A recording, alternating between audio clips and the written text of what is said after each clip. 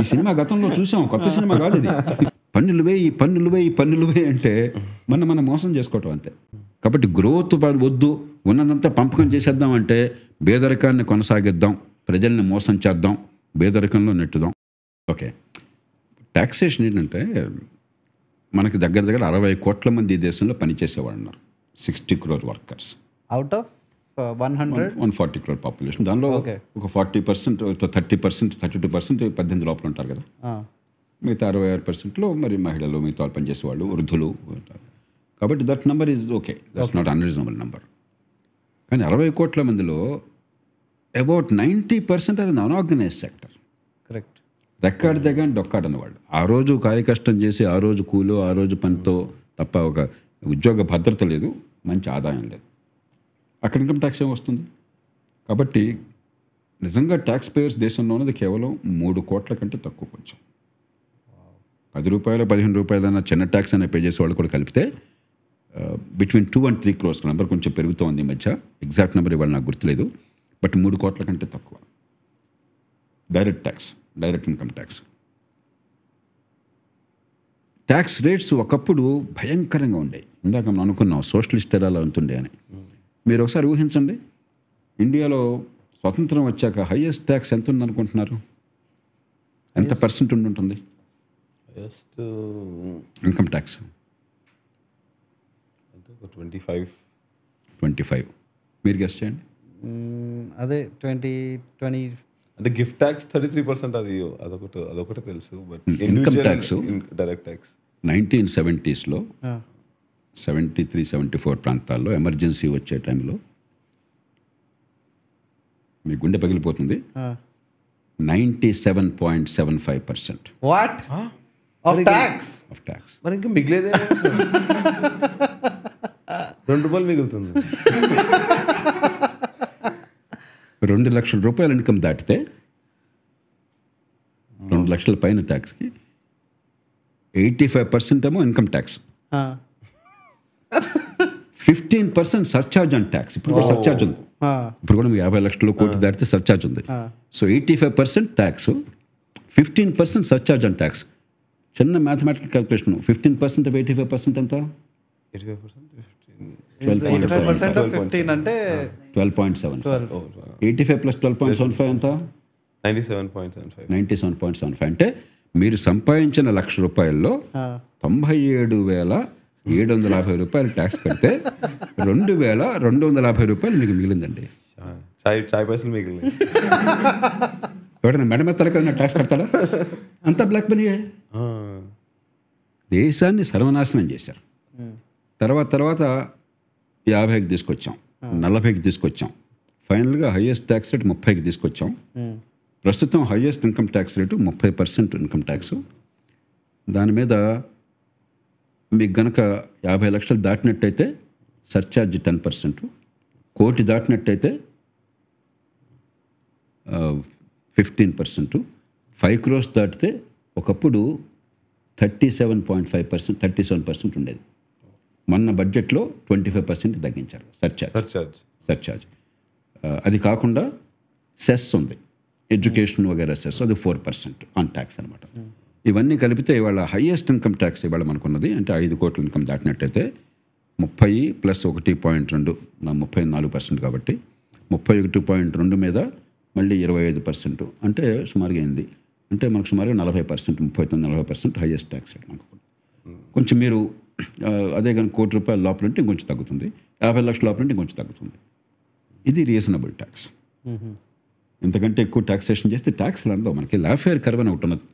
అదే పనిగా ట్యాక్సులు పెంచినట్టయితే మీకు ట్యాక్స్ ఏం రాదు, 97.75 పెట్టినట్టుగా.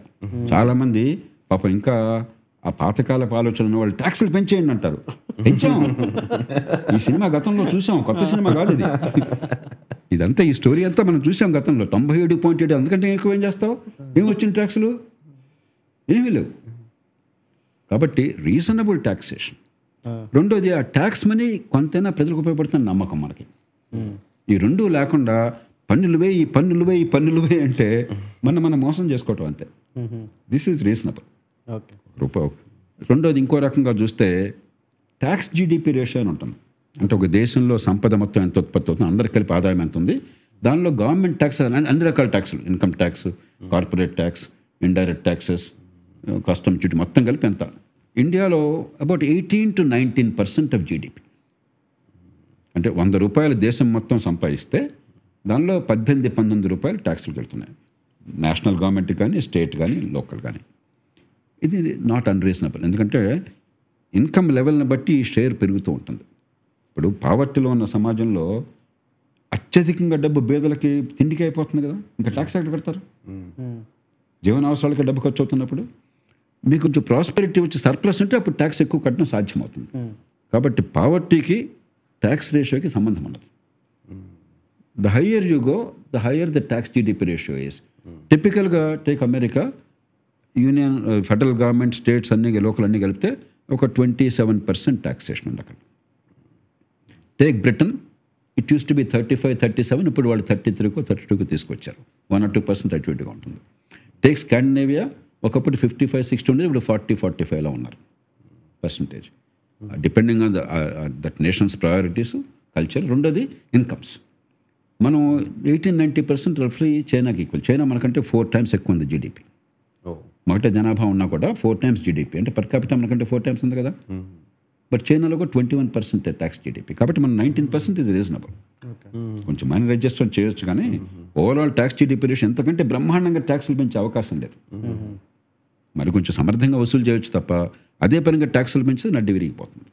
ఈ ట్యాక్సులు సద్వినియోగం చేసి మనకు కాన్ఫిడెన్స్ ఇవ్వాలి. అది కాన్ఫిడెన్స్ లేదు. అన్ని చోట్ల లంచాలు కనిపిస్తున్నాయి, వేస్ట్ కనిపిస్తుంది.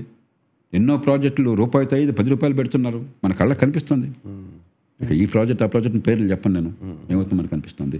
So that is where you must improve the citizens confidence, trust. And slowly as economy improves, incomes rise, then tax collection కూడా పెరుగుతుంది, ట్యాక్స్ రేషియో పెరుగుతుంది. More and more people actually people to pay income tax. ఇవాళ 180 మందికి పాపం average income 3 లక్షలు 2 లక్షల రూపాయల లోపల ఉంటే ఏడాదికి ట్యాక్స్ ఏం కడతారు? ఇన్కమ్ ట్యాక్స్ ఏం కడతారు? ఇండైరెక్ట్ ట్యాక్సెస్ కడుతున్నారు. ఉన్న వస్తువుల మీద సేల్స్ ట్యాక్స్ బదులు జిఎస్టీ కడుతున్నారు. అదర్వైజ్ డైరెక్ట్ ట్యాక్స్ ఎక్కడ కడతారు? ఇన్కమ్ ఏది? సో ఇన్కమ్స్ పెరిగితే, ఎకానమీ కనుక సరిగ్గా పెరిగినట్టయితే అప్పుడు గవర్నమెంట్కి కూడా ట్యాక్స్లు పెరుగుతాయి.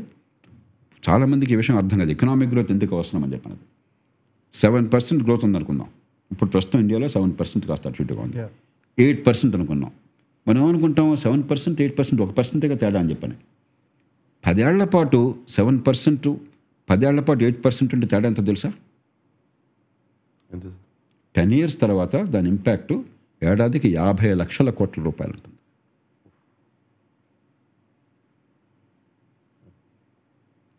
$600 billion ఉంటుంది 10 ఏళ్లలో. మనం ఏదో 1% అనుకుంటున్నాం, కాదు, ఇది compound rate. 7% versus 8%, the difference is $600 billion per year. 50 లక్షల కోట్లు ఉత్పత్తి పెరిగితే గవర్నమెంట్కి వచ్చే ట్యాక్సులు ఈవెన్ అట్ 19-20% ట్యాక్స్ వేసుకున్నా కూడా 10 లక్షల కోట్ల రెవెన్యూ వస్తుంది. మనం ఇంకా ఇమ్యూనిటీస్ ఇంప్రూవ్ చేయొచ్చు, ఇన్ఫ్రాస్ట్రక్చర్ ఇంప్రూవ్ చేయొచ్చు, పేదలకు ఇంకా వెల్ఫేర్ పెంచవచ్చు. కాబట్టి గ్రోత్ వద్దు, ఉన్నదంతా పంపకం చేసేద్దాం అంటే పేదరికాన్ని కొనసాగిద్దాం, ప్రజల్ని మోసం చేద్దాం, పేదరికంలో నెట్టుదాం. గ్రోత్ కావాలి. గ్రోత్ లేకపోతే సంక్షేమం సాధ్యం కాదు, మంచి ఎమ్యూనిటీ సాధ్యం కాదు, ఇన్వెస్ట్మెంట్ సాధ్యం కాదు. Economic growth is the most important thing.